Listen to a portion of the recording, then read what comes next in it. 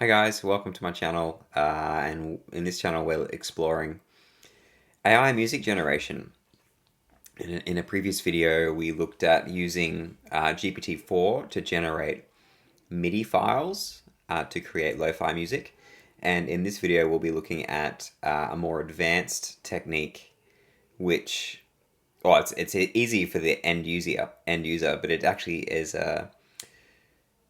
using AudioCraft by Meta, a library which is developed called Music Gen, which generates music based on trained music. It also uses a language model as well to do that. So it's text to music language model.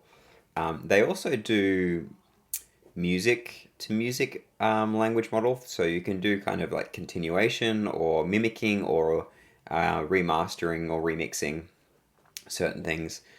Today we're going to look at an example of just text to music up to a 20-second mark, and we'll also have a look at the resources that Meta have put together to do it. Obviously, there's a lot of practical implementations or practical use cases, I should say, for this to generate music channels, to remaster music. It just saves a lot of time and that you would invest in creating the music yourself. However, it's still not quite there yet, I don't think. It doesn't completely replace humans in the music process or musicians in any way, shape, or form, but it's still very interesting on where it's headed. All right, I'll switch over to my screen and we can do a bit of reading about it. So here we have the AudioCraft website for Meta Labs, and they talk a little bit about what this music gen is. You can have a look at the paper as well. Simple and controllable music generation. They've done a great job with putting all the resources together, and they've got some good examples here. So I'll just mute my mic and we can have a look at these.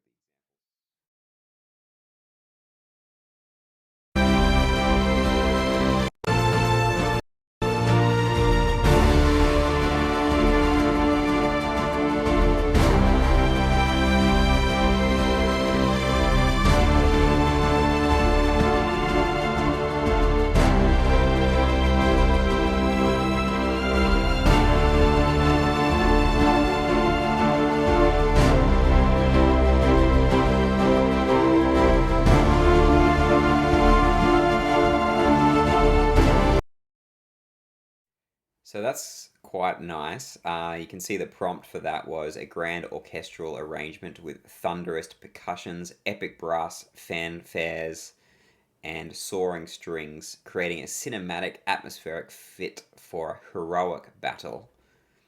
Likewise, here's a shorter one, classic reggae track with an electronic guitar solo. I've got two models here. They have a mono model and a stereo model. The stereo model definitely has more impressive results. I'm not sure if it comes across in my audio capture card, but we'll give this one a go too.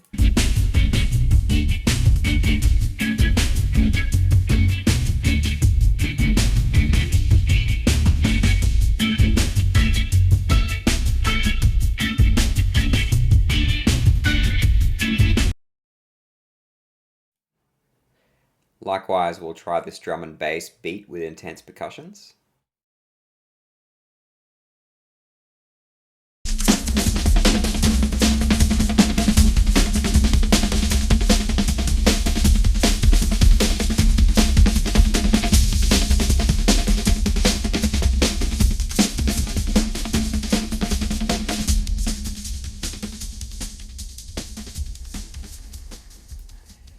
Okay, so that's interesting.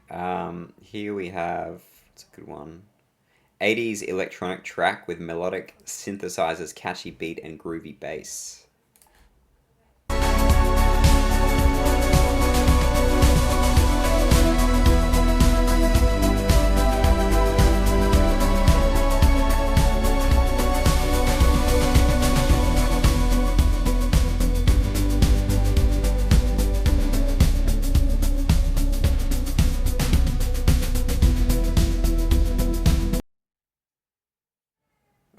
that was cool. Here we go. We've got to try some. We'll do some smooth jazz with the saxophone solo, piano chords, and snare drums.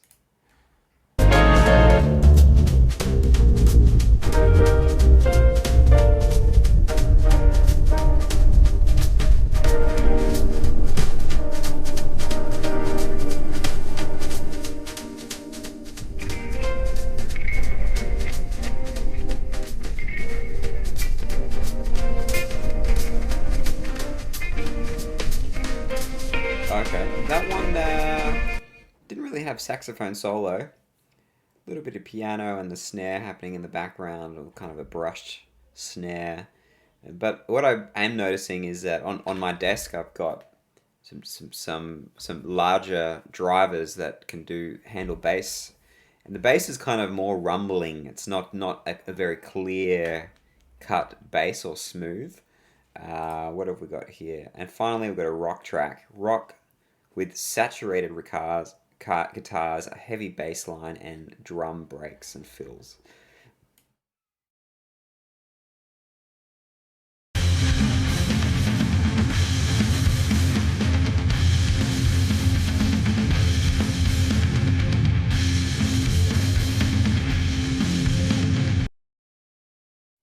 Yeah, so it's definitely pretty epic what you can do, that's for sure. And I think very soon we'll be able to create some pretty amazing music if this is just the beginning.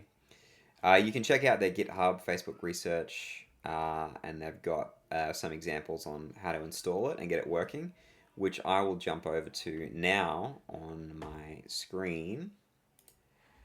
So here's just the basic code to do text to audio. You have to install, this is in VS Code using Python. You have to install the AudioCraft libraries directly. And then I also installed Torch as well. I also installed Time. I like to time things. So initially with Torch, I'm on a Mac Mini M1, so I've set the device to a CPU. Technically, you could set it to the Apple Metal device as well if you're using Apple. However, I found that there were still some issues with Torch that don't support Apple devices just yet. So eventually they will. I've made a few modifications to what they recommend on the Facebook thing, because the Facebook thing, they recommend having pretty decent hardware, NVIDIA GPU, an Intel processor and stuff like that, which of course I'm not using. So I am not. You can switch off using Torch gradients, which significantly reduces memory overhead. My M1 only has 16 gigabytes of RAM, so I was able to get this running fine just with the CPU, which is great. And yeah, here we go. So this is how we generate the WAV file, and here's the lo-fi. So the lo-fi slow BPM electro synthwave with a retro feel and deep sweeping synths. So it will also do verbose the progress. That's the prompt. It prints out the sample rate just so I can see it, and then it saves the audio file. So let's have a listen. I ran that. It did take about a minute or so to run, and this is running for a duration of 20 seconds. The current maximum duration is 30 seconds, because I do find they get quite repetitive anyway, so I would be keen to explore the continuation. You can see the comment and code here is all about generate music continuation based on an initial snippet and a prompt. So the continuation is kind of cool, but I haven't quite got that working yet, so I won't show that in this video. In another video I might upload that once I have that working. But we can have a listen to the track. Sounds like this.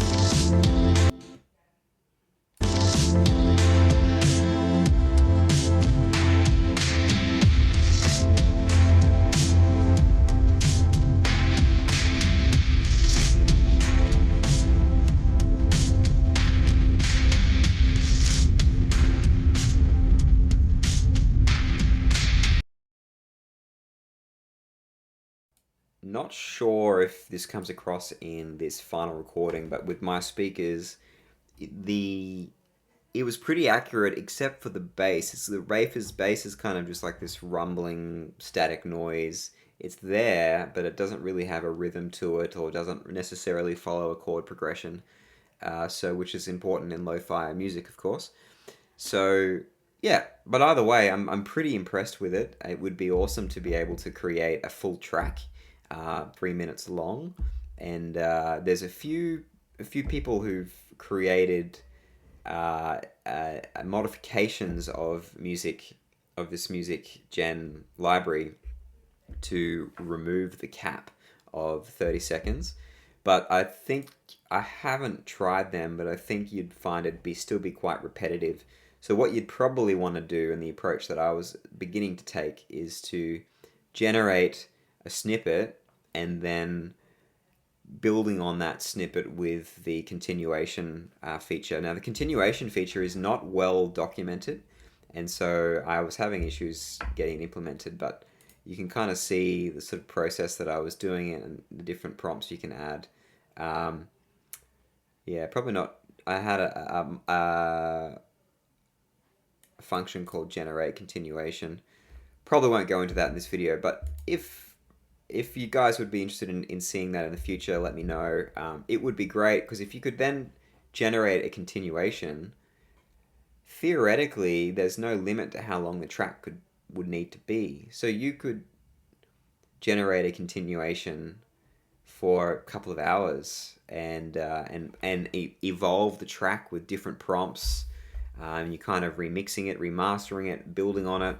Could be quite interesting to see where that goes, because once you can do that, you can then output the track as an MP3 or MP4 and start pairing it with some text to image type things, and you can literally start creating your own lo-fi channels, YouTube channels, and some other people have figured out a way to make it a sort of unlimited generation in that you could potentially use it as a live stream of some kind.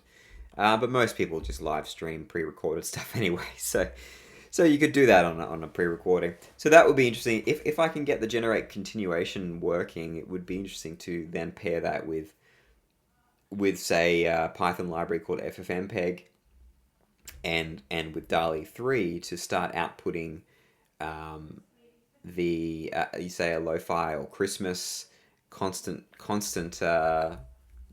channel, or channels with videos of 2 hours long or whatnot, which I'm sure a lot of people are attempting to do right now. It seems to be a very popular thing to do, but it's fun too. And as a software developer, I always enjoy leveraging these tools. The great thing is that this is free.